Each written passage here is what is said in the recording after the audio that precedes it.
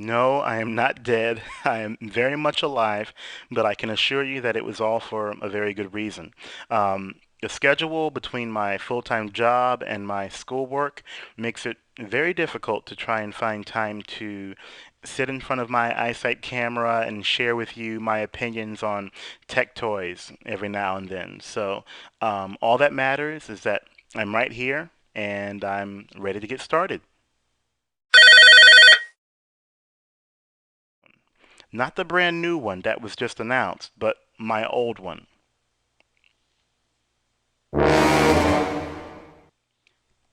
As you can see, it's busted from the back, which caused all of this mess to happen on the front screen. I was working out with my 45-pound dumbbell weights on the weight bench, and I had this iPhone in my pocket to play music. Well, as I was doing chest flies with the dumbbells, I felt the iPhone suddenly fall out of my pocket. Of course, in a panic, I dropped the dumbbells to go for the iPhone. Unfortunately, when one dumbbell hit the floor, it landed on the back of my iPhone.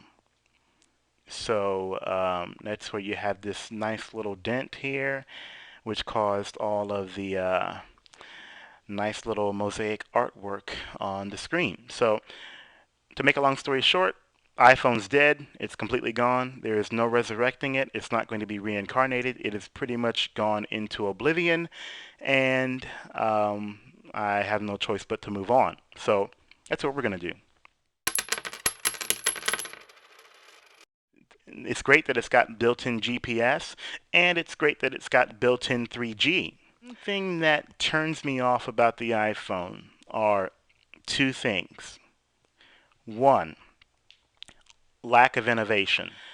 I was at least expecting, a front-facing camera for video conferencing, or at least the enabling of video recording with the camera. Come on. I don't think it's too much to ask for. There should have been a lot more done with the iPhone than just the addition of 3G and GPS and a new software that's due to roll out. The second thing that turns me off about the iPhone 3G is it's not anything involving the device itself, but it's the data plan that's due to come out. I don't know about what you guys have been hearing online, but what I've been seeing is that AT&T may be planning to release a data plan that's a bit more expensive than the one that was released with the first generation iPhone. You had a data plan that started off at 20 bucks. For 20 bucks, you got unlimited internet as well as 200 text messages, automatic.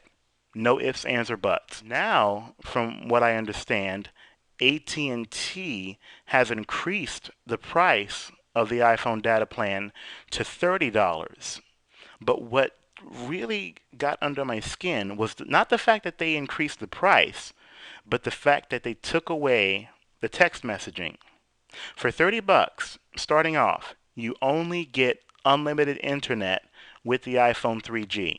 That's it. I believe right now it's $5 for 200 messages. So that bumps up the price from 20 bucks from the first generation to 35 bucks for the iPhone 3G if you want to have the regular amount of 200 text messages included with the data plan. To have built-in GPS and built-in 3G, it's just not worth it. I'm sorry, it just isn't. I think that if you've already got the first generation iPhone, you should be pretty much set because in my opinion, 3G is it's amazing. It gives you fast downloading speeds, but at the same time, there is a chance that it can take away an immense amount of battery life. So, you have an iPhone that's twice as fast as the last one, but at the same time, it lasts only for half as long as the last one. You run that risk depending on the amount of activity you have on your particular device. GPS, while it's good to have that built into your smartphone device, uh, it's not really a necessity. you know. And on top of that, the triangulation that can be used in Google Maps, while it's not pinpoint accurate like GPS, I think it's at least sufficient to find at least the approximate location of where you are. So, for those people out there who have the first version of the iPhone, if you're thinking about moving up to the iPhone 3G, be my guest. But personally, I really don't think it's worth it, especially when you take into account the more expensive data plan that's associated with it. As far as you guys know, I showed to you a brand new laptop that I went out and got for myself. It was the HP TX 2110. You know, it had the swivel screen that folded down, and it had a touch screen that turned it into a tablet, and everything was great. You know, working with this portable 12-inch model was amazing when it came to stuffing it in my backpack and taking it along for school. I was so used to typing on my 15-inch MacBook Pro that when I went back to the 12-inch HP, I felt very confined within that small keyboard and that small screen. It was almost claustrophobic, if I can use that term in this situation. But eventually, I made the decision that the HP laptop was not for me, and I needed to find a replacement that was either 15 inches or even 17 inches, you know, in regards to finding a PC laptop. This, guys, is the Toshiba 17-inch P305 model laptop. As you can see, the finish on it is very glossy, very nice. This is called the Fusion finish that Toshiba had just introduced not too long ago. You have these wonderful speakers that are made by Harman Kardon that are built into the laptop body. And next to these speakers, you have the multimedia controls, you know, your usual play, pause, you know, stop, fast forward, rewind buttons. And you also have the layout of the keypad. On the far, on one side you have the numerical keypad, which is very convenient, and then you have the usual keyboard layout here. You've also got a built-in webcam, which is 1.3 megapixels. That the webcam is pretty much of equal quality in comparison to the Apple iSight on my MacBook Pro.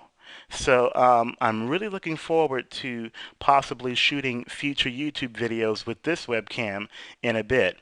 But I have to say that working with a 17-inch model in comparison with a 12-inch model, it's pretty much worlds away from each other. It's very nice to have such huge real estate on a computer screen to be able to work with multiple documents as well as open up different websites. Now, this model, the 17-inch model here, was $200 cheaper than what I had paid for the 12-inch tablet.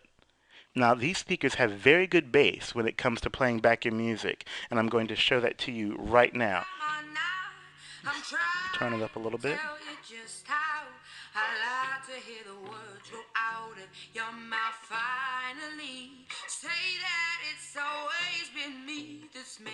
Feel a way you've never felt before, and I'm all you need, and that you never want more. Then you'd say all of the right things without a clue, but you'd save the best for last, like I'm the one for you. Other than that, that's pretty much it. Everything else is going fine with my schooling, and in a couple more days, I will be taking the final exam for physics. You know, hopefully I'll come out of it with an A, but we'll see. So that's pretty much it, guys. Hope everything is going great with y'all. If you have any questions in regards to what smartphone you should get or any of your devices, feel free to ask me, and I'll do the best that I can to try and help any of you. So on that note, you guys take care and stay safe.